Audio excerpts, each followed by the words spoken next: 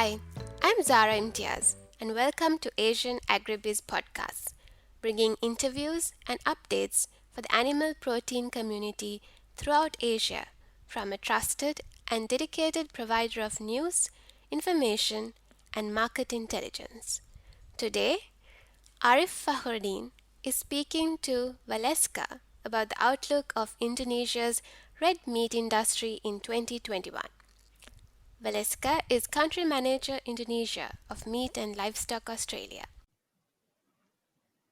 Bufalesca 2020 was a tough year for the red meat industry in Indonesia due to the COVID 19 pandemic.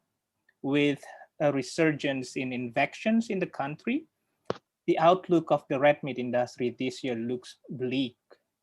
What are your predictions on the outlook of the cattle and beef industry this year?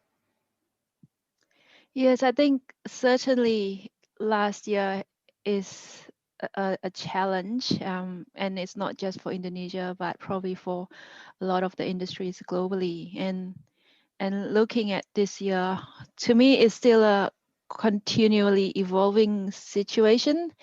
There's still so many moving pieces, like what's happening within Indonesia. You mentioned the pandemic side of things, what's happening in Australia, and also what's happening globally. I think currently, 1 year on, everyone is still carefully watching how the pandemic situation is playing out. In Australia, we are now in rebuilding mode, and we have had a better season with rains and a better wet season, particularly in the northern parts of Australia, which is going to make cattle supply tighter and access to livestock more difficult for a lot of the export markets, including Indonesia. I think from a trade exports perspective, the Australian tighter supply will make for a short-term challenging environment for not just the exporters, but also for processors and restockers and farmers in Australia as well. In Mhm. terms of the Indonesia side of things, I think the beef industry has always been a demand-driven industry, and last year was probably an anomaly where we saw demand dipped significantly because of the pandemic. And I probably shouldn't say significantly because it's still around a 15-20% decline compared to the previous years. And I think the speed and the rate and the extent by which the economy recovers, that will have a big play on how the outlook is for the Indonesian beef and cattle industry this year. To me, the signs are positive. Like, we know that the government is rolling out the vaccination programs, that despite ongoing restrictions, businesses are implementing those COVID protocols. Um, the public is getting the social aid and stimulus packages, etc. So I think all that will drive the economy and spur the recovery as well. And usually on the back of this recovery, then animal protein consumption gets back on track, and particularly beef, which is closely linked to income earnings. I think that will definitely pick up probably next 6 months or so. I think we also have to look at what's happening globally, and probably from a supply or competition side. We are also looking at what's happening in China and the other parts of the world where, on the back of the African swine fever, what does that mean for their beef and meat and pork requirements? And also, despite the pandemic itself, there are countries that are still uh, going strong economy-wise. And again, with growing economy, there'll be a stronger meat consumption. So it'll be interesting to see where we fit into the mix. And I believe that the most important thing is that coming out of last year, we have the whole supply chain have actually proven that the industry is very resilient, that Mhm. we have demonstrated, supply chains have remained open for business despite COVID. trade has continued, and I think that's probably the main thing to keep in mind going into this year. Yeah, I think just I'll be really interested actually to see how businesses actually respond to the consumer behavior and the changes that we did see a little bit in last year. Previously people were quite reluctant to shop online for fresh products such as beef, Yeah. but we are hearing that there's a lot more appetite to trial online shopping, and so that means that I guess what the businesses have to do in terms of this new channel that's opening up, even though it's going to constitute only a very small amount, I guess for the modern trade and retail players, what does that mean, and how would they respond, and what will they need to do in terms of logistics, cold chains, marketing, etc. I think that'll be very interesting this year. Interesting to hear about the resilience of our beef industry and all the improvements. Yeah, and I think that's at the end of the day, I think that agriculture has been considered as an essential service. So I'm really glad that we are able to maintain this whole supply chain and keep the trade and provide food despite all the disruptions. Yeah. And I hope we can do all the same or even with improvements this year. Yeah, no, that's right. I think we have probably learned from last year, Yeah. and I think businesses have adapted and pivoted very rapidly. So I'm looking forward to a more stable environment going into this year, and hopefully 2021 doesn't throw any curveballs. Yeah. Okay. I want to dive deeper, starting with live cattle before we move on to beef. The Indonesian government wants to increase local beef production and has imposed a 5% breeder feeder import policy, which requires importers to import 5% breeders on total feeders imported. But this has been temporarily halted due to COVID-19. How has this policy and its suspension impacted the feedlot sector? Under Me and Livestock Australia in Indonesia, we do engage very closely with the feedlot industry, the feedlot associations, and also through our livestock export program, and even through other initiatives such as the Red Meat and Cow Partnership. So yes, we understand that the policy is temporarily halted, and the focus during this pandemic period has really been, again, to ensure that continued access to raw materials and beef, and to ensure that the trade and supply chain is able to operate with minimal disruptions. So the focus for the feedlot sector has really been in this food security domain. The feedlotters, and I think we are all aware and very cognizant of the government's desire to increase local production and productivity. So we have been working with the feedlots and the broader supply chain on some of these aspects as well. We have seen feedlots and companies looking at different business models. There's also looking at different breeding models. So things like partnerships with smallholders or cooperatives. And on the feedlotting side, looking at how they can increase their productivity, increasing the slaughter weight of the beef cattle, looking at feed alternatives, streamlining the cost of production, etc. And right through to looking at transport improvements, vessels to reduce in-transit shrinkage, and so on. I think that the feedlot is aware, and it's really, we're all doing what we can in terms of, one, ensuring that yes, that's the food availability element is catered for, and in the longer term, what can we do to increase that local production and productivity.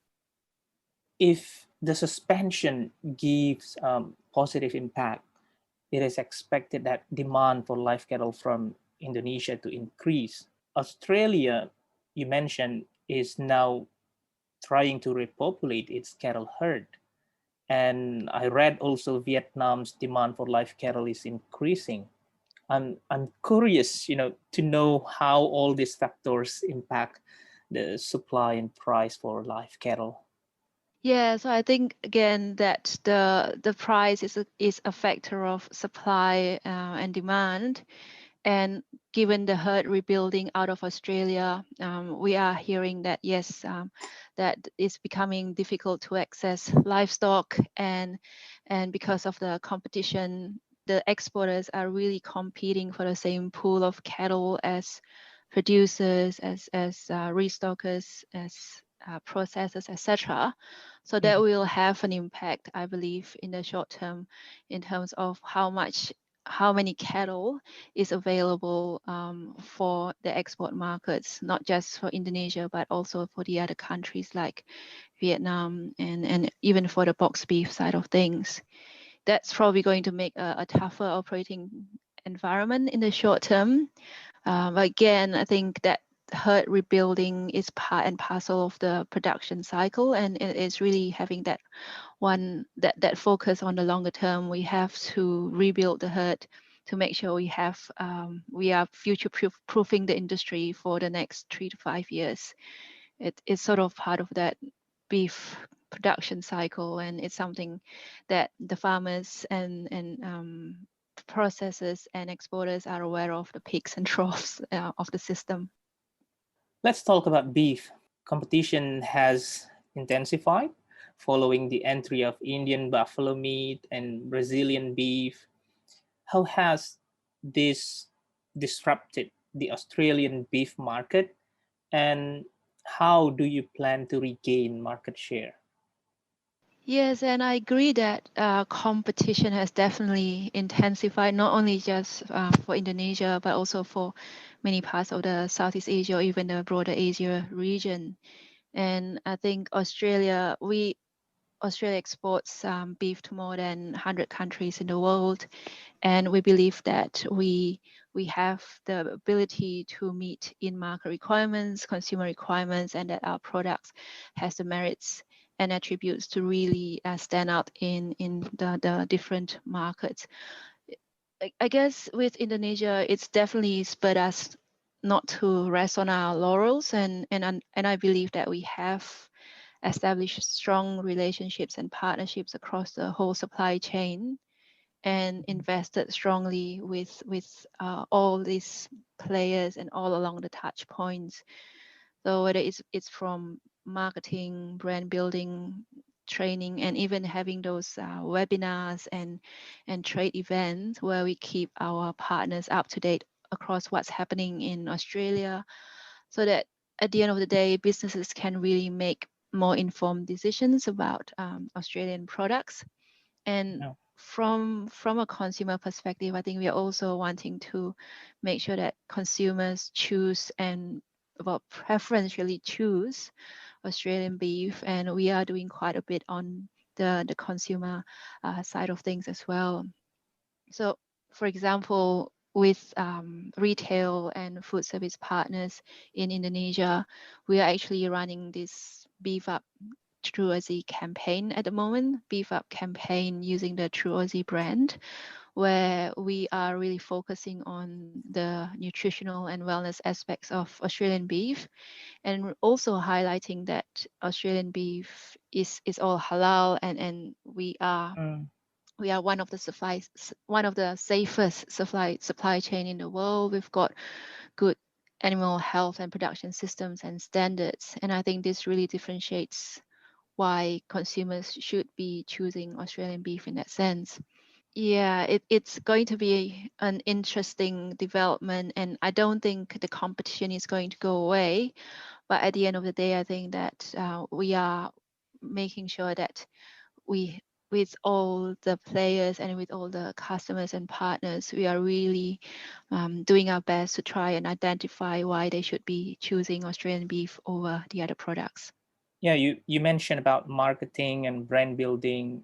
Do you think premiumization is a Ah, solution? yes. I think that's the other thing as well. The when we're talking about, say, even for Indonesia, as a country, it's got such diverse customer base, Yeah, and again, we are probably targeting more for box beef the middle and upper income segments, where they are really focusing more on that quality and versatility of Australian beef. I like the word that you use, premiumization. yeah, That's an interesting one, and again, at the end of the day, that's probably about making sure that Australian beef represents that premium end, and the farmers and the whole industry in Australia have done a lot in terms of making sure, yes, we have the science to underpin our eating quality, the standards to underpin our food safety requirements, etc. So I think it's not just about premiumness, but it's also about that consistent and guaranteed quality all the time. So yes, yeah. all for premiumization in this space. Bufaleska, we have seen the growing number of beefsteak outlets in big cities, and as you mentioned, now we are seeing cloud kitchen, online food apps like GoFood and GrabFood, and online retail are booming. How do you see potential and growth for beef in these new channels? Yeah, that's also something that we sort of been watching quite closely, and Indonesia in many ways is ahead of Australia in the online and digital space, I would say. Mm, And I mean the consumers, because I guess of the demographics and age group in Indonesia, everyone takes to social digital so quickly and so readily. I think we, as a business and as an industry, we probably have to make sure that we are watching this space carefully, and also supporting the businesses that want to expand their business model into the e-commerce or the digital space. We under the Red Meat and Kale partnership, they've just done this digital technology report, and it does highlight some of the trends in this online space. mhm. And where previously businesses were saying, oh, it's an option to go and have an e-commerce presence, whereas out of last year, and probably accelerated by the whole pandemic as well, that it's becoming essential and critical and necessary to have an omni-channel presence. So that's quite interesting, and also the rate at which the online space is taking off in Indonesia. It still constitutes a very, very small portion, but I think like in China and in other parts of the world, it will Yeah. grow quite quickly. And I think it'll be also, that's probably also the need to look at the other supporting elements, things like, again, cold chain, logistics, traceability, some of the systems to underpin that safety and comfort. Yeah, providing consumers with assurance that if they're buying beef online, that it doesn't mean second rate or unsafe. Yeah, I think that's probably the other elements to look at as well. I also would love to hear about beef offal, which is popular in Indonesian cuisine. This commodity is Australia's competitive advantage since Indonesia is the largest export market for Australian beef offal products, with export volumes growing constantly at a healthy rate of 17% annually, according to a report by MLA. Tell us more about this. Yeah, I actually looked at the stats again when you sent through some of the figures. Looking at the offal exports from Australia, the four main markets were Indonesia, Hong Kong, South Korea, Japan. I think indeed offal items are quite popular in Asian cuisine, and to me, it actually fits in quite well with the whole nose to tail sustainability trend that we're seeing more of in the last few years. Mm. Mhm. Yeah, but the growth in export volume, I think that's a reflection of the growth in beef consumption more generally, and it's a factor of that whole demand supply aspect as well. We know that Indonesia, with its growing population and growing middle income, that people are eating more and animal protein, and I think that a lot of the Indonesian cuisine or Indonesian beef consumption is actually in the form of your bakso bowls or your sausages, Yeah. etc. So and offal items are used in those products. So I think that's a reflection of that growth in consumption in Indonesia, which is excellent. And actually, we are also seeing not only growth in the offal, but also in the other primals and other manufacturing items as well, including the chilled beef and loin and non-loin cuts. And I think it's a testament again to the growing beef consumption in Indonesia. What will be interesting though, that the offal products are used as raw materials and then value added into those processed foods such as bakso bowls and Yeah. beef, oxtail soups, etc. And these are such a big part of the Indonesian cuisine and culture.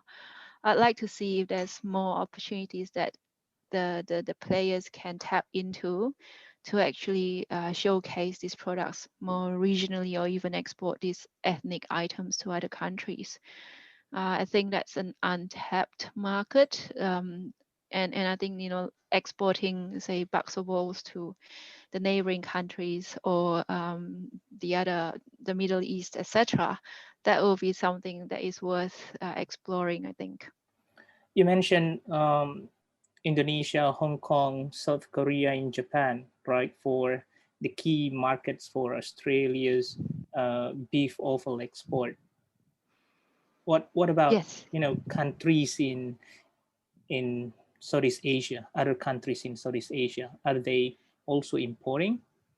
Yeah, yeah. So I think it's there's more again for I think for Australia we look at what the consumer or the customer requirements are and where the demand is. And within the other Asian countries like Singapore, Malaysia, even places like Vietnam, they are all taking the fancy meats item as well. So Hmm. it's probably part and parcel of that Asian culture, Yeah. and it's really interesting to see it's making a comeback in some of the Western countries as well.